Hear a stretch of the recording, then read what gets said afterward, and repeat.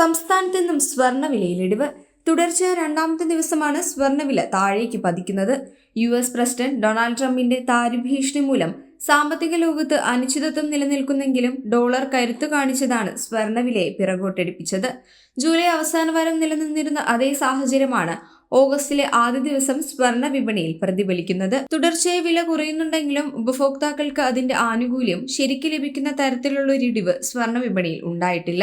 July 23-ന് സ്വർണ്ണവില പവന് 75,040 എന്ന സർവകാല റെക്കോർഡിലേക്ക് എത്തിയിരുന്നു. അതിനുശേഷം തുടർച്ചയായി സ്വർണ്ണവില ഇടിഞ്ഞെങ്കിലും സാധാരണക്കാർക്ക് അപ്രാപ്യമായ നിലയിൽ തന്നെയാണ് ഇപ്പോഴും സ്വർണം. ഇന്നത്തെ ഗ്രാം പവൻ നിരക്കുകൾ ഇങ്ങനെയാണ്. സംസ്ഥാനത്ത് ഇന്ന് 1 ഗ്രാം സ്വർണത്തിന് 20 രൂപയാണ് കുറഞ്ഞിരിക്കുന്നത്. ഇതോടെ ഇന്നലെ 9,170 രൂപയായിരുന്ന ഗ്രാം സ്വർണത്തിന്റെ വില ഇന്ന് 9,150 എത്തി. 1 പവൻ സ്വർണത്തിന് 160 രൂപയുടെ കുറവാണ് ഇന്നുണ്ടായിരിക്കുന്നത്. ഇതോടെ ഇന്നലെ 7,360 രൂപയായിരുന്ന 1 പവൻ സ്വർണത്തിന്റെ വില 73,200 എത്തി. എന്നാൽ ഇത് സാധാരണക്കാരെ സംബന്ധിച്ചിടത്തോളം ആശ്വാസകരമല്ല.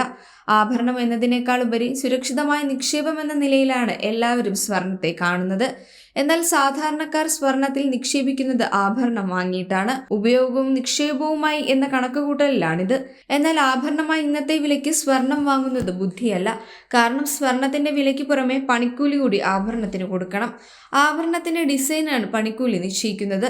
ഡിസൈൻ കൂടുന്നതിനനുസരിച്ച് പണിക്കൂലിയും കൂടും. ഇതിനൊപ്പം ഹോൾമാർക്കിംഗ് ചാർജ്, GST എന്നിവ കൂടി കൂടുമ്പോൾ ഇന്നത്തെ വിലയ്ക്ക് 1 പവൻ സ്വർണ്ണാഭരണം വാങ്ങിക്കാൻ 78,000 രൂപ ചെലവാകും. അതേസമയം ആഗോള വിപണിയിലെ വില തന്നെയാണ് ഇന്ന് ആഭ്യന്തര വിപണിയിലും പ്രതിഫലിച്ചിരിക്കുന്നത്. US ഡോളർ കരുത്ത് കാട്ടിയെങ്കിലും ട്രംപിന്റെ താരിഫ് നയങ്ങൾ അഴിച്ചുവിട്ട ആഗോള വ്യാപാര യുദ്ധത്തെക്കുറിച്ചുള്ള ആശങ്കകളാണ് സ്വർണത്തിന്റെ നഷ്ടം കുറച്ചത്. ഒക്ടോബർ 3-ലെ MCX ഗോൾഡ് കരാറുകൾ 10 ഗ്രാമിന് 98,596 എന്ന രൂപ നിരക്കിൽ 0.18% കുറഞ്ഞ് വ്യാപാരം നടത്തിയപ്പോൾ സെപ്റ്റംബർ 5-ലെ MCX സിൽവർ കരാറുകൾ കിലോയ്ക്ക് 1,09,947 എന്ന നിരക്കിൽ 0.02% കുറഞ്ഞ് വ്യാപാരം നടത്തി. ഡോളർ സൂചിക 100.15 കുതിച്ച് കഴിഞ്ഞ മെയ് മാസത്തിന് ശേഷമുള്ള ഏറ്റവും ഉയർന്ന നിലയിലെത്തി.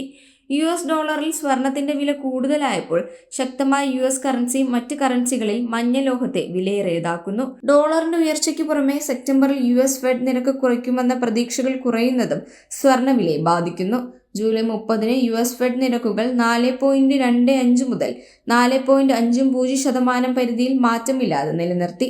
സെപ്റ്റംബറിലെ നിരക്ക് കുറയ്ക്കലിനെ കുറിച്ച് വ്യക്തമായ സൂചനകളൊന്നും നൽകിയിട്ടില്ല. Subscribe to One India and never miss an update.